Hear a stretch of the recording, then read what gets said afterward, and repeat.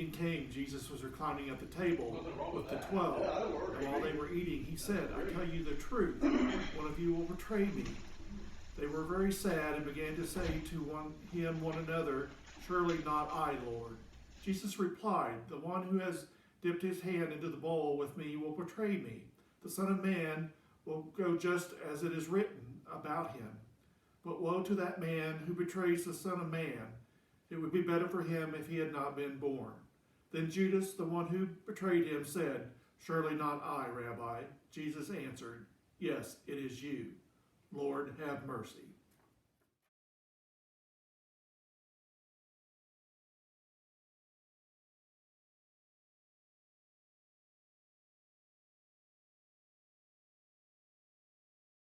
Luke chapter 22, verse 40 to 44.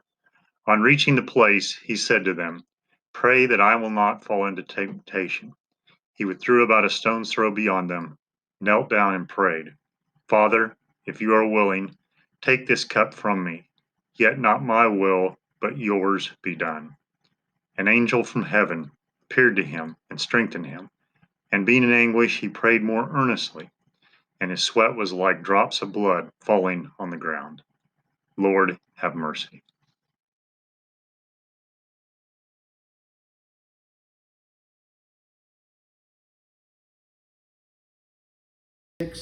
Verses 36 through 45.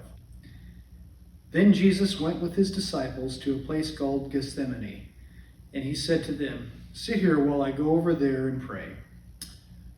Going a little farther, he fell with his face to the ground and prayed 3 times. My Father, if it is possible, may this cup be taken from me, yet not as I will, but as you will. 3 times he returned to his disciples and found them sleeping. Jesus said to them, are you still sleeping and resting?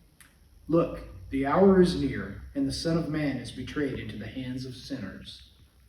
Lord, have mercy. Christ, have mercy.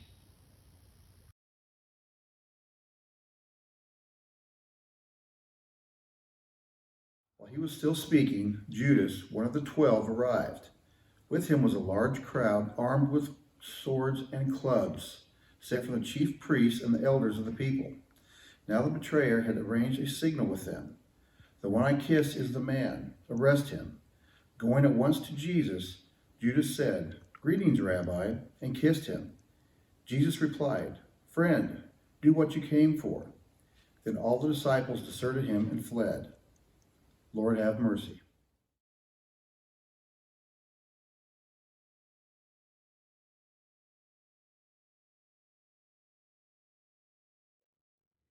Matthew 26, 59 through 67.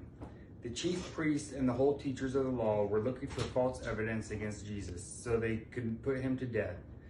But they did not find any, though many false witnesses came forward.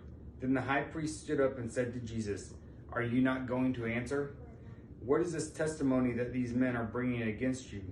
But Jesus remained silent. The high priest said to him, I charge you under oath by the living God, tell us if you are the Christ, the Son of God. Yes, it is as you say, Jesus replied. Then the high priest tore his clothes and said, he has spoken blasphemy.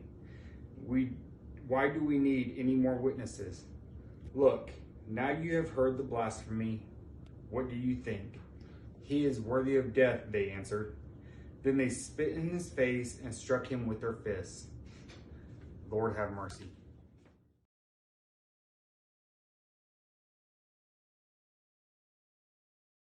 Now Peter was sitting out in the courtyard, and a servant girl came to him.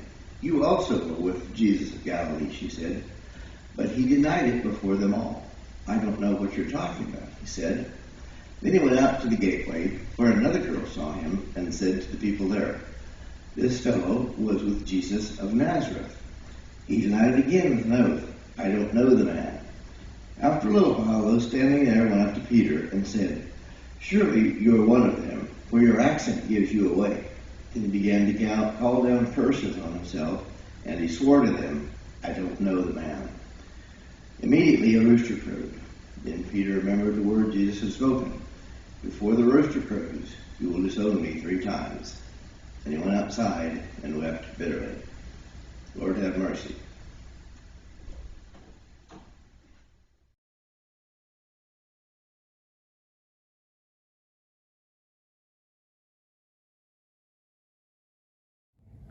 Very early in the morning, the chief priests with the elders, the teachers of the law, reached a decision.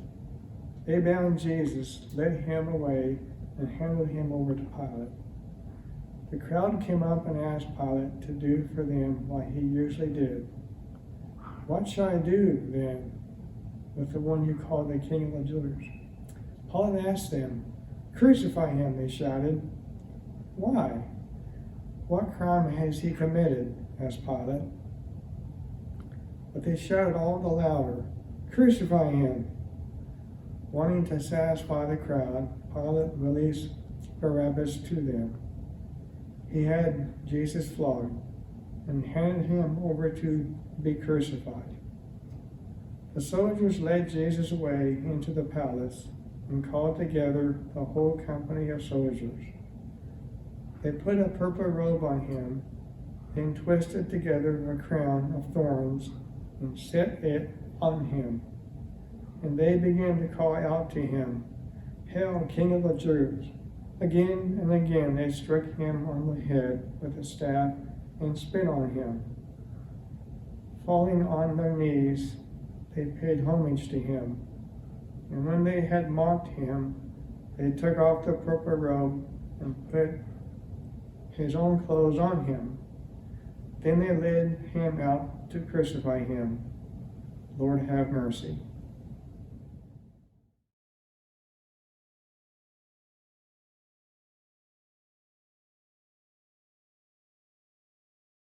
Came to the place called the Skull. There they crucified him, along with the criminals, one on his right, the other on his left. Jesus said, "Father, forgive them, for they do not know what they are doing." And they divided up his clothes by casting lots. The people stood watching, and the rulers even sneered at him. They said, "He saved others, let him save himself, if he is the Christ of God, the chosen one." The soldiers also came up and mocked him. They offered him wine vinegar and said, "If you are the King of the Jews, save yourself."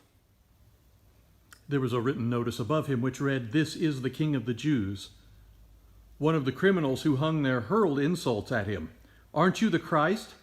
Save yourself and us." But the other criminal rebuked him. "Don't you fear God?" he said, "since you are under the same sentence? We are punished justly, for we are getting what our deeds deserve. But this man has done nothing wrong." Then he said, "Jesus, remember me when you come into your kingdom." Jesus said, "I tell you the truth. This day you will be with me in paradise." It was now about the 6th hour, and darkness came over the whole land until the 9th hour, for the sun stopped shining, and the curtain of the temple was torn in two.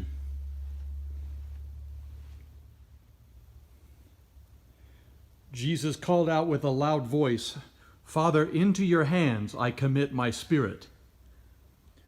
When he had said this, he breathed his last. Lord, have mercy.